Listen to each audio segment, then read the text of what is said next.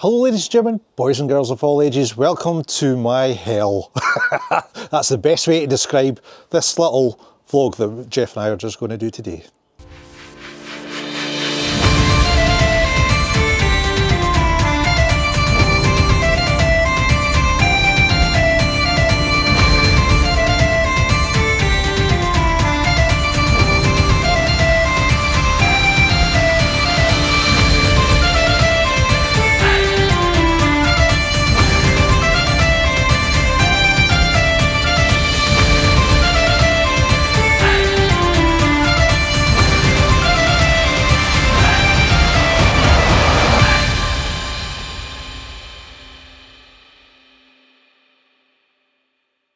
So hello ladies and gentlemen, boys and girls of all ages, thank you so much for joining us on Barry's Hell. We are here on the Lynsey B in the Old Harbour, and basically this has been a nightmare since the start. It's been over a month now since I was last at sea, and it's not looking any better this week, the way things are going. Now, what have I been up to? Well, I've been actually trying to improve the vessel, and with all improvements on the southeast coast, it's been an absolute nightmare, an absolute admin nightmare, and it's all due to you can't get nothing in this country. It's just been absolutely crazy, and I'm going to go through trying to explain each part individually, and we'll take it from there, and you can make your own mind up with what I've been slacking on. Right guys, even the simplest jobs was not very easy for Barry. What I wanted to do was give the Lynsey B some light. Now the mornings are starting to get darker, and I wanted to kind of keep my same timings for going out and be able to actually work. Now what I did was order some fantastic new floodlights for the front of the boat and for the pothauler, so I can get light on the deck. That didn't quite go according to plan. Unfortunately, where I ordered them were fantastic, don't get me wrong, but they had sent me the wrong light that I had ordered, so I had to send it back, and then they said they didn't have any in stock, that the lights that I wanted, which was this actual flood bar at the front of the boat, and that took an extra couple of days to arrive. That arrived, so I says to my welder Yuri, I says, Yuri, you couldn't come down and weld some brackets on my pothauler, my lovely pothauler here. I'll do a quick demonstration for you all. I wanted some light brackets welded on, and he says, it'd be better if you brought the pothauler to me. I went, you're joking, aren't you? He says, no, he says, bring the pothauler, because TIG welding's far better for aluminium than actually doing the MIG welding. The MIG welding will make a mess of your pothauler. I says, well, you know me, I like a bit of neat. He says, right, oh. So I had to actually take the pothauler off and then take it down to Yuri. Now, in doing that, this thing weighs an absolute frickin' ton, and it was the bottom of the tide, and poor Yuri was actually going away on holiday, so it was all a quick rush job, and I had to hook this stupid thing up this woman, what, how far would you say that, Jeff? 10, 15 feet, something like that? Something like that. By myself. And I tore something in my stomach, and I've been suffering ever since. But we got it welded on, we got it put back down, we got our lovely fantastic lights fitted, and we ran the wires. I've still to wire it up, because as you can see, I'm having a wee bit of an issue here. I basically had to rewire the inside of the console off the boat itself. Now the reason I've been doing that is for my next job, which I'll go into in a second. So ladies and gentlemen, I want to talk about my next job, which turned into about 3 jobs. Now I've just quickly talked about the wiring in here, and the reason for that is we're fitting this. This little square box that you see in front of you is the automatic pilot. Now for me, this is going to be like another man on the boat, so it's going to be very helpful indeed, especially when I'm shorting the creels in the winter time and it's a bit rough and all the rest of it. Technically, I should have had this in the boat when I first built it, but when you're building a boat, money goes out rather rapidly. So this little box and device has been an absolute frickin' nightmare, and I'm going to go into reasons for that in a minute. But in order to actually fit this where I needed it, I needed to make a whole new panel as well, because it would not fit in the panel that I had before. So I thought, right, I'll do it in sort of material that'll no take any hurt for the salt water, so ordered a bit of plastic. That was a frickin' disaster at the start as well. The company that I ordered it from was absolutely fantastic, but the delivery company, oh, Yeah, I don't believe it. They sent it 30 miles away. They said they had delivered it, and they showed us a quick picture of it. Had no idea where it was. 30 miles away it was.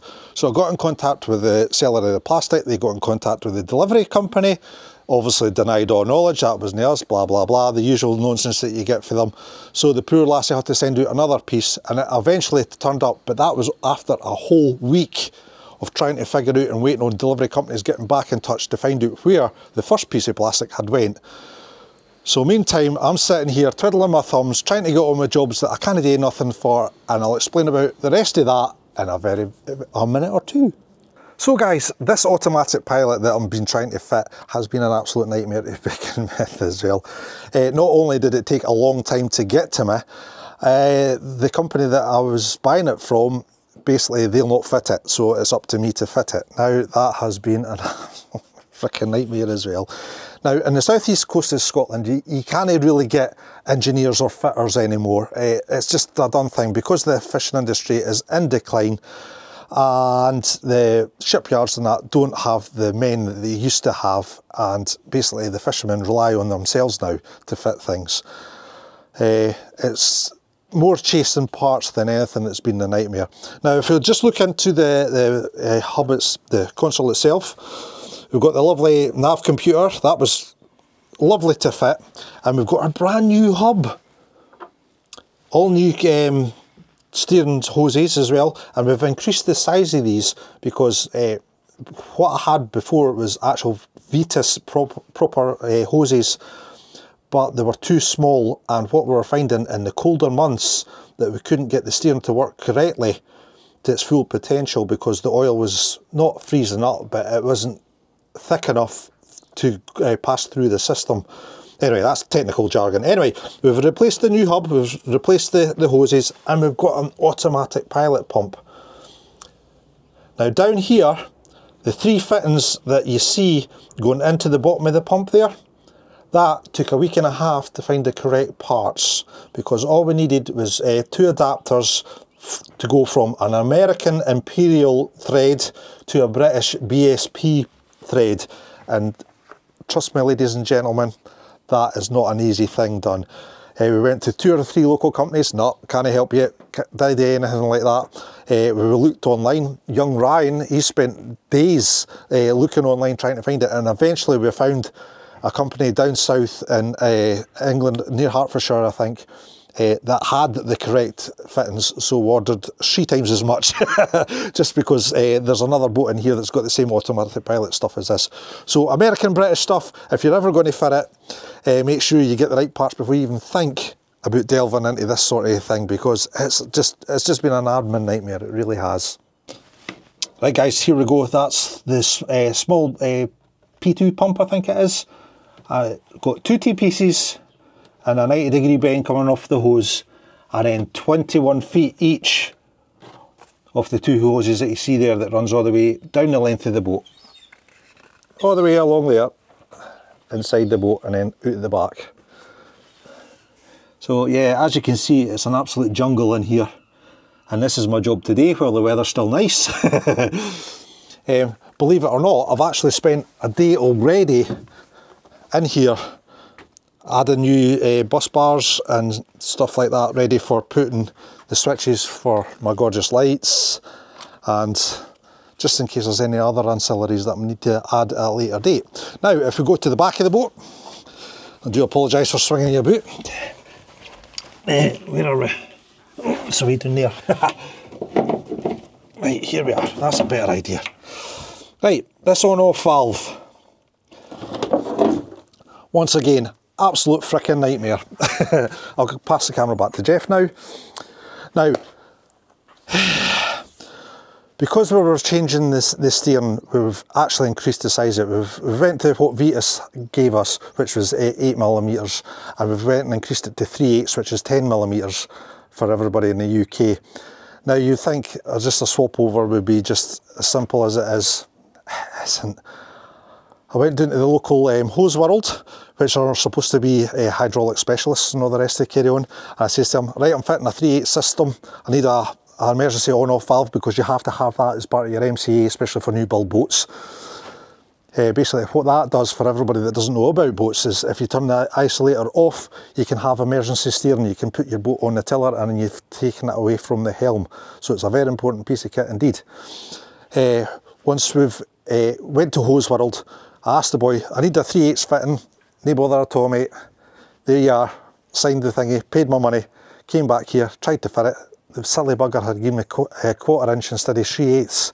So that was a waste of time. So I went and ordered the correct parts online from the normal place that I get, ASAP Supplies. I'll get Jeff to put a link in the description below, sorry.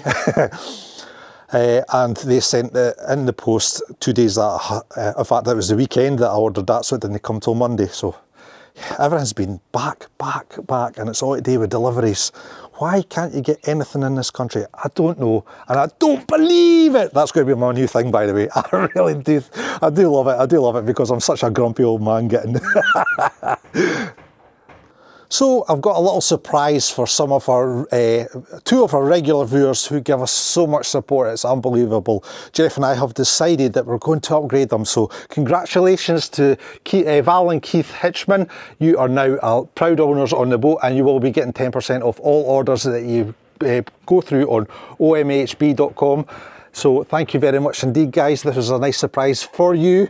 If anybody else wants to get their name on the vessel, what you have to do is go on omhb.com and follow the website and basically join to be our crew.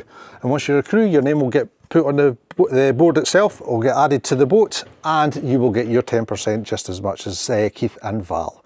So there you go, guys. I hope you're chuffed with that. We're chuffed that you're so supportive of us. Thank you so much indeed. So guys, another exciting thing that I actually done this week. I had a 5-hour sort of meeting with something very exciting indeed for the southeast coast, is Fishing for the Future. Now this is a charitable, basically people that actually come in and see if you need any help within the area. So I jumped at the chance of this because obviously the southeast coast has been struggling for absolutely a long time now, and we need to move forward, and the only way we can do that is by getting all the guys at the table and discussing everything. That means fishermen, scientists and government, and they were all there at that meeting on Thursday there. 5 hours we sat around the table, and this was only a meeting to discuss about another meeting that they're going to have, funny that, eh? To organise an actual weekend, or no, 3 days they're going to have, 3 days they're going to have for actually getting everybody around the table and see if we can sort something out in the southeast coast. And obviously you know what I'm going to go in there with. Gear. There's too much gear and it needs to be sorted, and needs to be sorted soon. However, everybody has their own idea of what fishing is. I'm more sustainable. Some people are a bit more about profit. It is what it is. That is fishing, but there has to be a balance, and that's what I'm going to put across.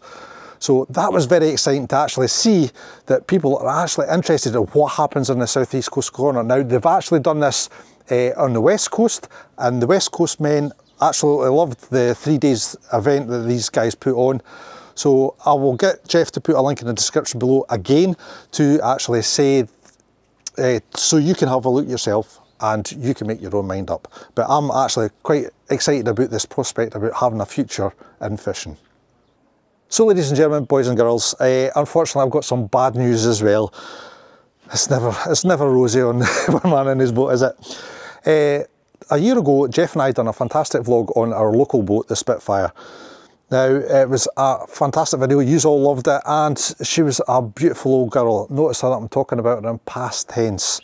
Now, I was speaking to a journalist on the Herald, and we were talking about the old vessels of Dunbar and how that was affecting the fishing industry, as too many old vessels in the industry. And obviously she was asking for examples, and I was saying that the Spitfire was a head girl at Dunbar because she everybody knew her, everybody loved her. And unfortunately, whilst I was talking to this journalist at the Herald, because it was a day or two, we got the bad news that the Spitfire actually sank in the Clyde one of the mornings. And to say shocked, we were at Dunbar, we were all shocked at this news. Luckily enough, she didn't take any souls with her, everybody was saved. Thank you to our RNLI. But yeah, to hear the news that she's now on the bottom, it's quite a sad thought really, especially when she spent decades here. I mean, I remember when I was a nipper, and she's gone. That's it, she's done. So it just goes to show how dangerous fishing can be, and I don't think a lot of people realise that every time a fishing boat goes out the harbour, they may not come back. That's what it is. So anyway, that's the news, guys. Let's hope that there might be some light at the rainbow, that they find a cause why she went down, because they're actually investigating that at the present. So if we find out, we'll let you know further down the line. So guys, I'm so sorry that this hasn't been the vlog that you've been looking for this week, but it's a situation we're all placed in from time to time, especially with fishing. And I'd love to say things are going to improve, but the way it's going this week, everything's so slow. So I'm going to do my best now to try and get the boat back to sea, and hopefully next week, fingers crossed, you will have a proper vlog. I'm not going to say I promise, but I'll try my best. So if you enjoyed this vlog, guys, please give it a thumbs up. Please write a comment below if you have any questions, and please, please, please subscribe to the channel, because that's always very helpful indeed in YouTube land. Until your next vlog, my friends, you all take care of yourself. All the very best.